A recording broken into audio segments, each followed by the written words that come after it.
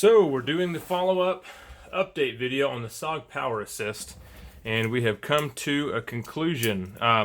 This tool lasted about the same amount of time as the PowerAssist Deluxe, right at 2 months. So we're 2 months and 10 days since I received the tool. There are a few things I really like about it, and it's some things that unfortunately make this tool a no-go. So there's a spoiler right there. Let's go ahead and go over the things I like about it. I do like that the tool is thin and relatively lightweight. It weighs the same as the Leatherman Supertool 300, which is what I'm going to be comparing a lot of things to. I really like the cutters on this tool, and of course, you know, the multiplier or multiplier, whatever you call this part here, and of course the assisted blades. So unfortunately, a lot of the things that I like also came down to be the cons. For example, the assisted blades. If you look here, the lock mechanism for the straight blade no longer works. So this makes it kind of dangerous to use. It does fold up a little bit more, but still not enough. And getting this thing in and out, of course, you'll stab yourself with that thing. Sometimes I was able to get the lock here to kind of hold it in place, but that's kind of broken as well. The serrated blade also stopped being assisted.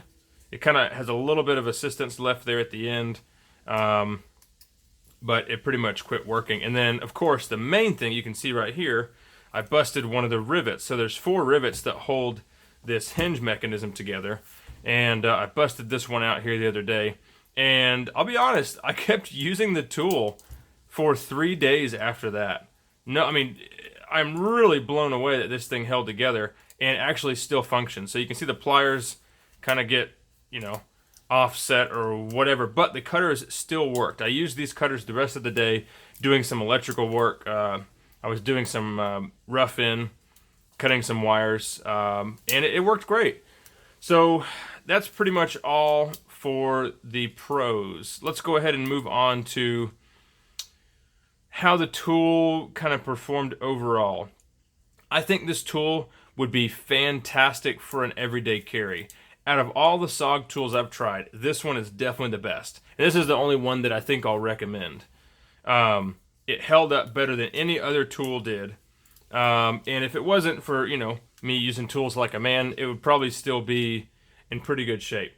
The very first issue that I had very early on were the pliers getting chipped off. So these pliers are very, very pointy, just like all the SOG tools when you first get them. And I broke them one of the very first times that I used it. I was pulling some rivets out, some aluminum rivets. You know, I would drill the heads and they started spinning. So I would pinch the rivet to make it a taco shape, and then grab the rivet and then use a support, working on a golf cart, using the body support to pull those rivets out.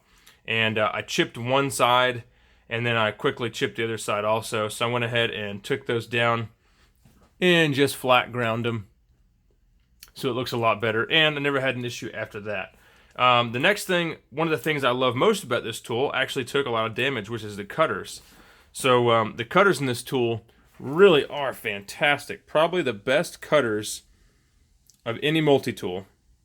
Unfortunately, I think the metal is a little bit soft. So in there you can see they kind of look like teeth almost, because of how much damage they took. So the same day that I chipped the tip of the pliers there, I also damaged the cutters. And what happened was I was cutting, also cutting a rivet, and after I was done with that rivet, it was super hard to close the tool either in this direction or in this direction. So it made deploying the tool pretty difficult. I had to really open this thing up because of how it deformed the cutters there, because you can see the cutters go fully closed when the tool closes. So that wasn't that big of a deal to repair. A couple of needle files, and I just straightened out the part of the metal that had curled over, and it's been fine ever since. The cutters still worked. I'll tell you that. The way that this pliers head is designed, it has the least amount of wiggle room this way and this way. So unlike the Supertool, that's one of the things I don't like about it. Even though they're replaceable, there's a lot of wiggle room in the plier head here. So you can't cut as fine of materials with the cutters on there. The next issue that I encountered was the flat blade or the straight blade getting bent.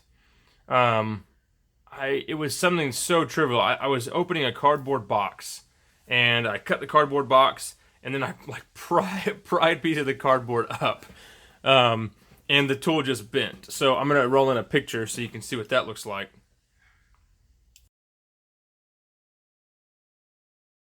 So you can see the tool just, or the blade just bent completely over, and it was so bad that I couldn't even close it anymore. Luckily, it was soft enough where I just bent it right back out. I'd have had to retighten all of the frame screws twice. The first time I retightened them with a little bit of Loctite, and the second time it was only these top ones that came loose. You want to be really careful when you're tightening these, and you have to use Loctite, because if you just tighten them until when they're snug, this tool's going to be so hard to open and close.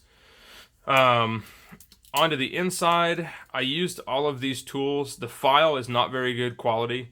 The cuts are not very defined, and it's not a very the steel's not hardened very well. So the file didn't work all too great. The cast Phillips head actually held up great. I was a little worried about it being cast instead of milled or stamped or whatever like the rest of the parts, but it worked great. The only complaint I have about it is it's in the very middle of the tool.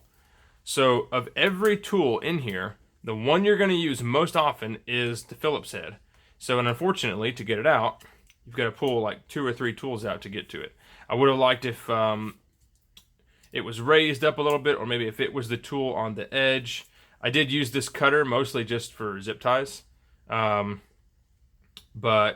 I was hoping to use it on an animal hide, but never got around to it. This cover here is a lot better than the SOG Power Lock. The SOG Power Lock drove me insane because this thing would come off constantly, and I lost one of them eventually. But this one didn't have any issues. Let's see, what else? Oh, also the safety mechanism for the straight blade doesn't work anymore. So you can just push it right closed. You're supposed to be able to unlock it here with this lock. You push this up to close it. So that's a safety concern. I actually noticed it, I was cutting something, or I was pushing down and cutting something, and it kind of closed up on me like that. Luckily, I noticed it. So the knife lock no longer works. It's a pretty big concern.